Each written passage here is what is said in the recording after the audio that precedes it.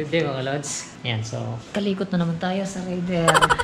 Gusto ko na kasing tapusin yung kalbaryo ko dun sa aking manibela. Yung tipong pag pumipreno ka, parang lumiligsay yung manibela mo. Bull race yung may problema nun. Matagal na to. Bali, 1 taon na mahigit sa akin. Dati, pakonti-konti lang yung kanyang paglagotok pagka pumipreno ka bigla. Pag pigaw mo ng preno, parang lumiligsay yung manibela. Mararamdaman mo parang lumalagotok siya. Hindi yun nanggagaling sa shock kasi alam ko naman kung sa shock galing. Sa bull race talaga yon. Ayan, so ito yung motor ko. Ayan, nakakalas siya ngayon. Hindi ko na binidyohan kung paano siya kinalas kasi napakadali lang naman magkalas, mahirap lang magbalik.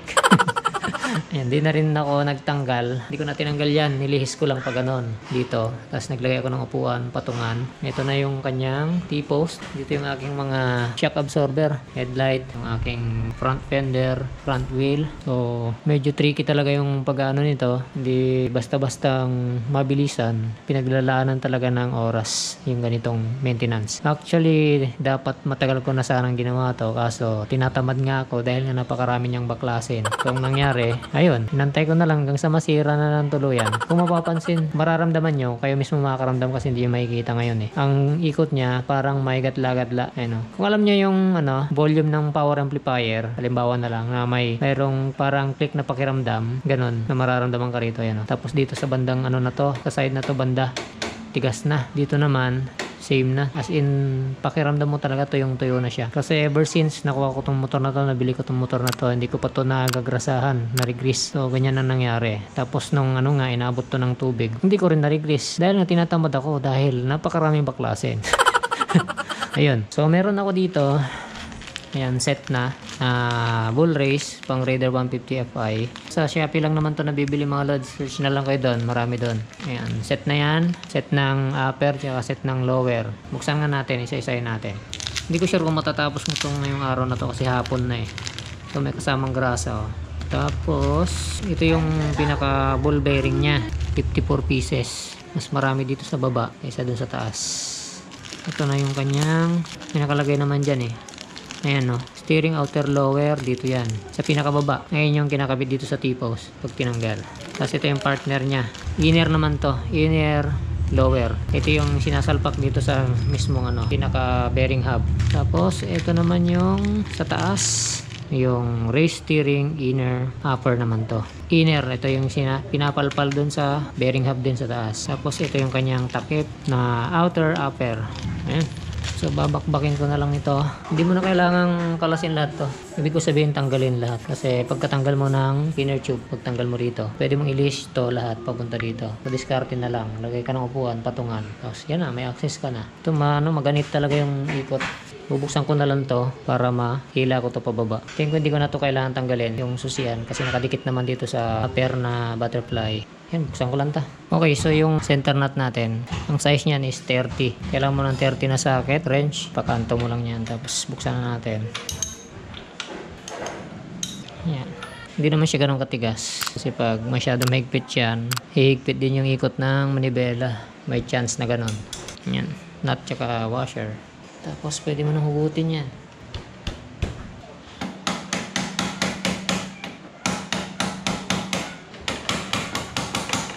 Medyo naipit kasi bagong pintura kasi ito eh. Pati inner na pintura.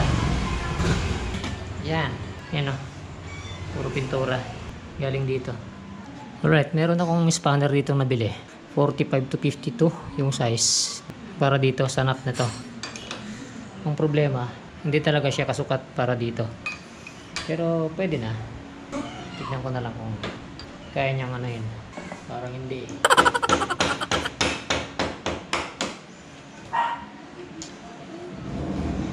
Tignan natin baka malaglag yung mga bulitas na maliliit. Sigurado malalaglag yun. Ayan siya mga lods. Uy! Malaglag na nga. Ayan ang kalawang na. Puro kalewang na. Sa ilalim naman, saluhin ko na lang sa kamay. Oops, naglag na. Okay lang naman malaglag, papalitan naman na. Ito na yung kanyang ilalim, yung mga lods. Yung mga bulitas, hindi ko na hindi ko na sinalo lahat kasi meron naman akong bago. Tuyong-tuyo na, tsaka may kanal na talaga. Yung kanyang grasa nandito na lang sa taas. Ito may kanal na. Lumalim yung kanal. Yung mga bearing ko. Hindi ko na yung gagamitin. Dami pa dito sa ilalim. Bulog na natin lahat. Yan. Oh, may putik-putik pa dahil na binaha. Right, so ito yung gagamitin kong pang extract ng kanyang inner ng lower tsaka higher. So, bakal lang na bilog, pantanggal, tsaka martilyo. Side by side lang para pantay yung paglabas.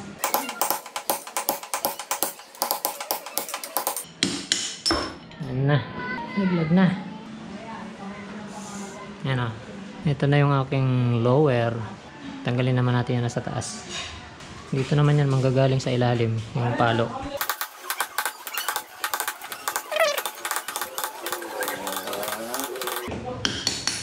Uy! Uy! Uy! Naku po! Nagasgas! Alam niya ito ah. Nanggasgas pa.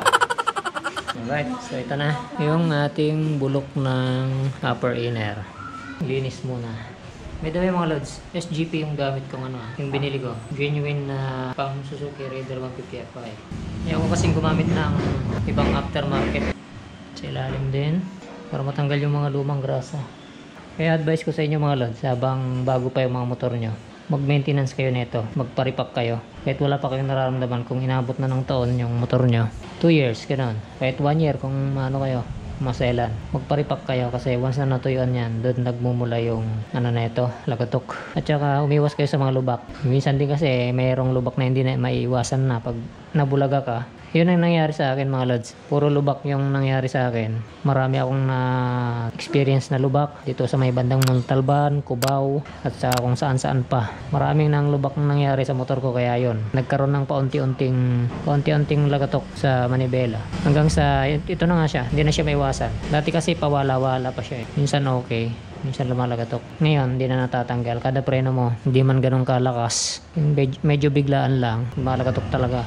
Linisin ko nga itong mga luma, tignan ko kung may tama. Kung saan banda yung kanyang tama. Ayan o. Hindi pantay yung niya. May gaspang. Yung daanan ng bearing, hindi pantay na. Ayan o. May gaspang. May malalim, may bababaw. Ayan o, kitang-kita yung pagka-gasgas nyo. Pagka kinapa mo siya ng kuko mo, merong gaspang talaga. Ito yung kanyang takip sa taas. Sa baba pala. Lower inner. Talagang na siya. May tama na. May magaspang na part. Ito naman yung outer upper. Yung takip sa taas. Takip ng bearing. Ayan na. Sira na. Okay. So, ito naman mga lods, tatanggalin ko naman to. Yung kanyang outer na lower. Ito mga lods, ang diskarte ko dito. Unti-unti mo siyang sisikwatin o papaluan ng parang sinsilin. Silin mo siyang paunti-unti. Dito sa kabilang tapos dito sa kabila. Padaplisan mo lang kung saan pwede siyang tamaan. Siyempre, huwag mong gagasgasin yung butterfly mong lower. Ayan. Ganun lang.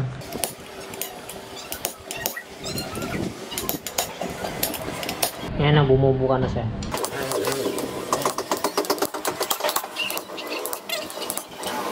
Pag wala talagang special tools, konting tiyaga lang.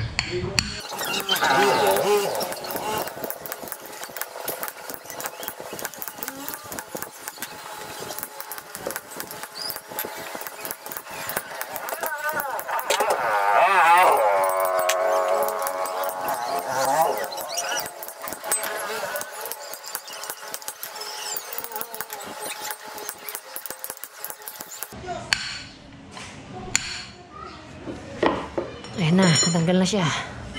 Alright. Ito na. Tingnan natin yung tama. Wala gaano dito sa baba, sa taas ang madalas magkatama. Alright, so ikabit na natin yung mga bago. Siya pala mga lods, ang gamit kong grasa, ito, yung top 1 na high temp grease. Yan ang gagamitin natin. Alright, tapos na tayo dito sa lower, outer. Mag-ingat kayo dyan kasi hindi pwedeng tamaan yung makinis na bahagi. So doon na tayo sa ating upper na inner. Yan. Ito yung ginamit kong pang sa kanya, pang tulak, yung pinakababa, outer, lower. Ayan, may grasa din yan na baka hindi kayo maglagay ng grasa. Nagrasaan ko yan. Ito naman yung sunod, yung inner na lower. Ayan siya. Inner, lower. Lagyan din ng grasa. May grasa na rin yun. Ito yung gagamitin kong pampalubog sa kanya. Kasi ito, sakto tatama dun sa magaspang na parte. Ayan, kung mapapansin nyo, ito yung luma. Tignan nyo. Kahit patamain mo dito, huwag lang dun sa makinis na yon. Dito lang patamain. Pwede. Ayan o, sakto siya. Pwede siyang gamitin.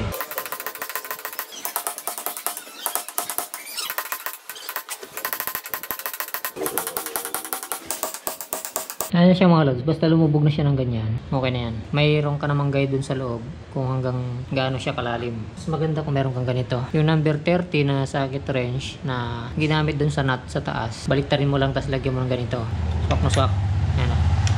Socket wrench na 30. Nilagyan ko na extension na maliit. Tapos binaliktad ko yung socket wrench. Yung puno niya yung nasa taas para pumasok dun sa butas. Yun lang naman yung discarding ginagawa ko. Alright mga lods, ayan. So, naglagay na ako ng bulitas, bearing. Ayan o, fully loaded na rin ng ano yan, grasa. Ang bilang ko dito sa taas ay 23. 23 na ball bearing. Trinay kong mag 24 pero hindi na kasya. Dito naman sa baba, nilagyan ko na rin ayan para mabilisan na. Ang bilang ko naman dito ay 28. So, nag-try din akong mag 29 pero gigewang na siya. Hindi na maganda. So, 28 sa baba, 23 dun sa taas. Okay, so lalagay ko na itong aking T-post. Siyempre, unahin natin dito sa baba ang paglalagay. Hindi naman pwede sa taas. Tandaan lang, baka matamaan yung bola. Tapos yung ating upper na outer. Yan, sige, balik na rin natin to. Tapos yung kanyang nut.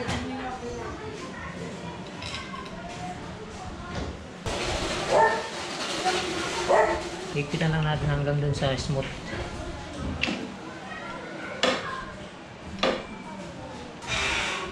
Kaya natin higpitan pa.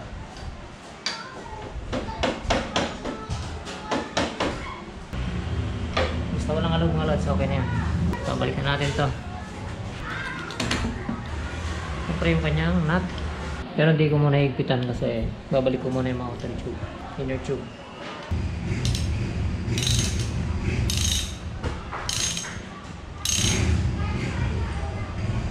Alright mga lods na. So, sa wakas napalitan ko na yung ating bull race. Ito yung luma. Palitan natin yung bago. Yan, hindi ko na i-vlog kung paano ito ibabalik. Yan, madali lang naman yan. So, importante yung i-share ko sa inyo yung discard ko dito. Kung paano siya palitan. Smooth na mga lods. Iwas-iwas na lang tayo sa mga lubak-lubak. Siya yun sa cause na nakakasira ng bull race natin. Okay, so update ko kay Maymay pag ibalik ko na lahat. Alright, so tapos na tayo. Ayan, ibalik ko na lahat. Okay na.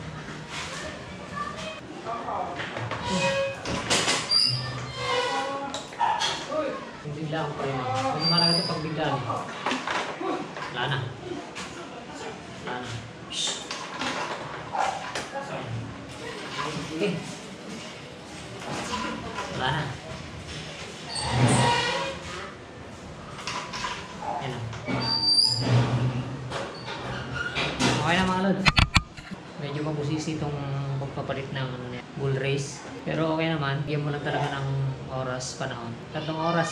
Makagagawa mo na ito. Kagaya ko kasi nag-vlog ako kaya medyo natatagalan. Kasi binablog ko pa. Pero kung dire-diretso yung gagawin mo siya, kaya mo siya ng 1 2 oras. Siyempre maglilinis to pa. Siguro din mo talagang malinis yung gawa. Pag binigla. Dati pag binibiglang ganun, parang lumilig-side, maganon siya. Ngayon wala na. Okay, maganda SGP gamitin mga lods. Siyempre SGP yan. Hindi pa ako nakakapag-try ng yung mga aftermarket. Ayos mga lods. So, ito lang naman itong video na ito mga lods na share ko na sa inyo kung paano discard ko sa pagpapalit na ito. Actually isang beses pa lang ako nakakapagpalit na ito. Tagal ko nang gustong palitan. Kasi isang taon na may higit na ganito yung motor ko. Mga kabiyos. Preno ko lumalagay ito dito. Banda. Right, so hanggang dito na lang itong video na ito mga lods. Friendship sa lahat. Peace.